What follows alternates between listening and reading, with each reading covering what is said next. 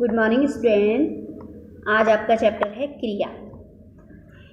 क्रिया का मतलब है कार्य का होना। कार्य का होना इस मतलब है कि शब्द के जिस रूप से किसी कार्य का करना या होने का बोध हो, करने या होने का पता चले, उसे हम क्रिया कहते हैं। क्रिया का मतलब है कि कार्य करना, जिससे कि कार्य का पता चले। जैसे वह पढ़ रहा है, वह खा रहा है, वह सो रहा है, वह नाच रही है, वह दौड़ रहा है। ये सब क्या है? क्रियाएं हो रही हैं, कार्य हो रहा है। जिस बात से हमें पता चले कि कोई कार्य हो रहा है तो उसे हम क्रिया कहते हैं। क्रिया में है मूल रूप। देखो इसकी परिभाषा दी है कि जिस शब्द से किसी काम के करने या होने का पता चलता है उसे क्रिया कहते हैं। उसे क्रिया कहते हैं। क्या कहते हैं? क्रिया कहते हैं। अब क्रिया में क्या होता है कि धातु रूप। क्रिया का धातु रूप क्रियाओं में उसी प्रकार शामिल रहता है जिस प्रकार किसी धातु या किसी वस्तु, मतलब जैसे बर्तन वगैरह, इनमें कोई चीज़ शामिल रहती है। जैसे अगर हम कोई गहना बनाते हैं तो उसमें सोना शामिल रहता है। अगर चांदी के चीज़ बनाते हैं तो चांदी उसमें शामिल रहती है। लोहे के कोई बर्तन होते हैं तो उनमें लोहा शामिल रहता है, या तांबे का कोई बर्तन होता है तो उसमें तांबा शामिल रहता है। तो उसी प्रकार क्रिया में क्या रहता है? धातु की क्रिया शामिल रहती है। धातु क्रिया का मूल रूप होता है, मतलब जो भी कार्य होता है उसका मूल रूप धातु ही होता है। जैसे सीता पढ़ेगी, सीता पढ़ेगी, गीता नाचेगी, राधा खाना खाएगी। तो इसमें पढ़ेगी, नाचेगी, खाएगी, ये सब क्या है? पढ़, नाच, खा, ये सब क्या है? धातु रूप हैं। तो धातु के रूप ये सब क्या है? धातु के मूल रूप हैं। अब इसमें ही हम क्या करेंगे? प्रत्यय लगाकर इनकी क्रियाओं को हम परिवर्तित कर देते हैं। जैसे धातु के रूप अब दिए हैं। धातु के 3 रूप होते हैं: सामान्य रूप, व्युत्पन्न रूप और नाम धातु। सामान्य रूप क्रिया की मूल धातु रूप में ना प्रत्यय लगाने से क्रिया का जो रूप बनता है उसे सामान्य धातु रूप कहते हैं।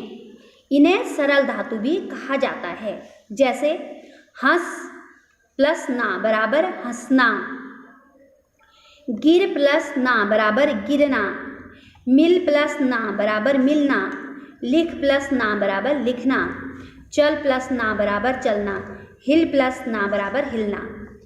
अब है मतलब ये क्या है जी कि धातु के रूप के साथ हम क्या लगा रहे हैं? ना प्रत्यय लगा रहे हैं।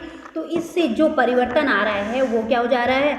धातु का सामान्य रूप बन रहा है। अब है व्युत्पन्न धातु। व्युत्पन्न मतलब सामान्य धातु में प्रत्यय लगाकर या किसी अन्य प्रकार से बनाई गई धातु को व्युत्पन्न धातु कहते हैं। जैसे मूल धातु है दे, सामान्य धातु देना, और व्युत्पन्न धातु क्या हो जाएगा? दिलाना या दिलवाना।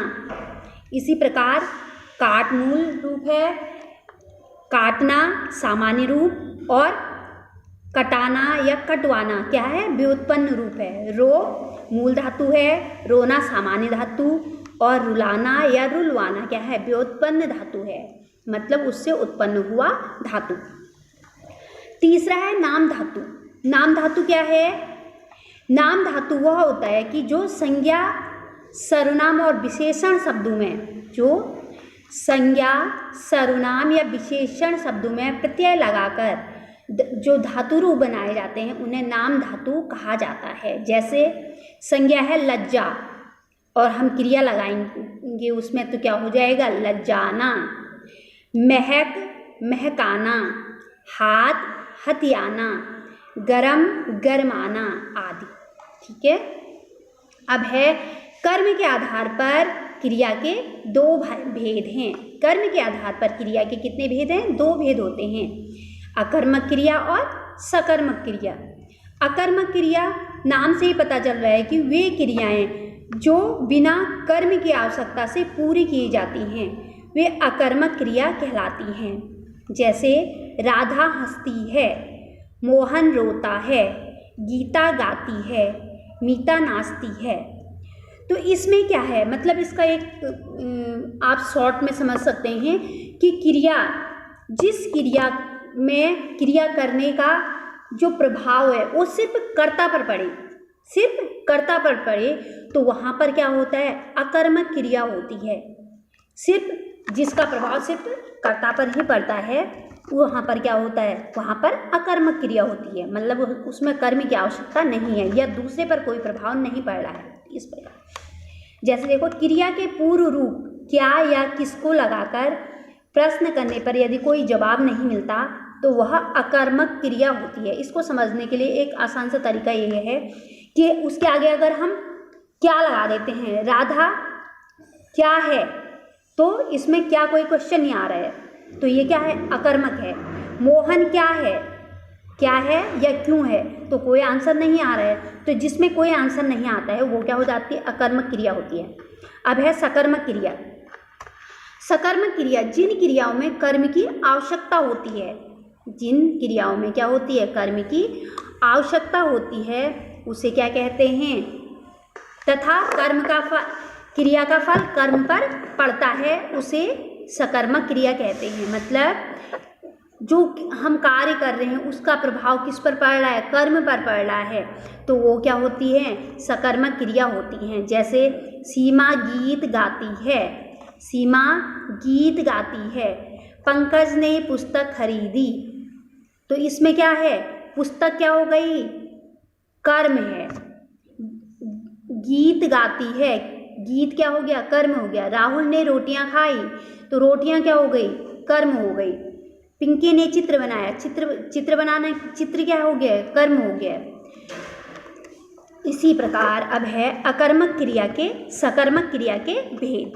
अब सकर्मक क्रिया के भी दो भेद होते हैं, एक कर्मक क्रिया और द्विकर्मक क्रिया। एक कर्मक क्रिया क्या होती है कि जिस क्रिया के साथ सिर्फ एक ही कर्म का प्रयोग होता है उसे एक कर्मक क्रिया कहते हैं। जैसे बच्चे ने खिलौना खरीदा, मोहन ने सवाल हल किया, बढ़ई ने मेज बनाया, छात्रों ने पौधे लगाए, तो इसमें क्रिया क्या है, एक कर्मक है, इसमें क्रिया क्या है, सिर्फ एक कर्मक है। अब है द्विकर्मक क्रिया। क्रिया की जिस क्रिया के साथ दो कर्म का प्रयोग होता है उसे द्विकर्मक क्रिया कहते हैं। जैसे हर्ष ने अनाथों को वस्त्र दिया, अनाथ और वस्त्र इसमें दो क्या हैं, कर्म हैं।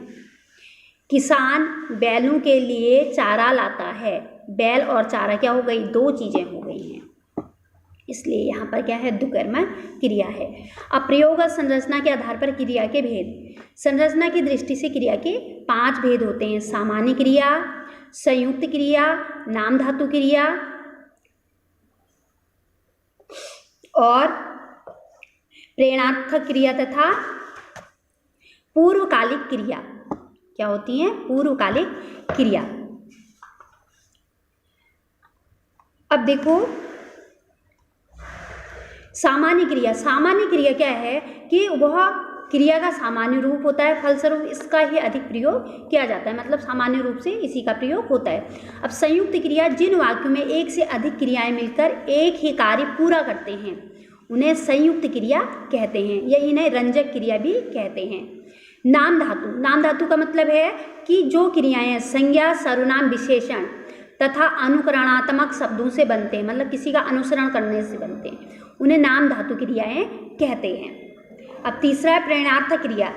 प्रेरणार्थक क्रिया क्या है, बाकी तो आप समझते हैं, प्रेरणार्थक क्रिया समझ लो कि प्रेरणार्थक क्रिया में कर्ता कार्य स्वयं नहीं करता है, कार्य स्वयं नहीं करता बल्कि दूसरों से उस कार्य को करने की उन्हें प्रेरणा देता है, उस कार्य को करने की क्या करता है, प्रेरणा देता है या उस कार्य को करवाता है, तो उसे प्रेरणार्थक क्रिया कहते हैं। जैसे मोहन नौकर से खाना बनवाता है, वो क्या उससे क्या कर रहा है, खाना बनवाता है, वो स्वयं नहीं बनाता है बल्कि उससे बनवाता है। श्री राम ने हनुमान से संजीवनी बूटी मंगवाई, श्री राम ने क्या करी, संजीवनी बूटी स्वयं नहीं लाए बल्कि क्या करे, हनुमान जी से मंगवाई तो उन्हें प्रेरणा दी, तो ये क्या हो जाती है, प्रेरणार्थक क्रिया होती है। अब है पूर्वकालिक क्रिया। क्या है, पूर्वकालिक क्रिया। पूर्वकालिक क्रिया जब मुख्य क्रिया से ठीक पहले कोई क्रिया की जाती है तो उसे पूर्वकालिक क्रिया कहते हैं। जैसे लड़का पढ़कर लिखने लगा, उसने पढ़ने से पहले क्या, लिखने से पहले क्या किया है, पढ़ा है, तो वहाँ पर क्या, पढ़कर क्या हो गई, पूर्वकालिक क्रिया हो गई। लिखना क्या है, क्रिया है, लेकिन उससे पूर्व उसने क्या किया है, पढ़ा है, तो वह क्या हो गई, पूर्वकालिक क्रिया हो गई। Thank you class.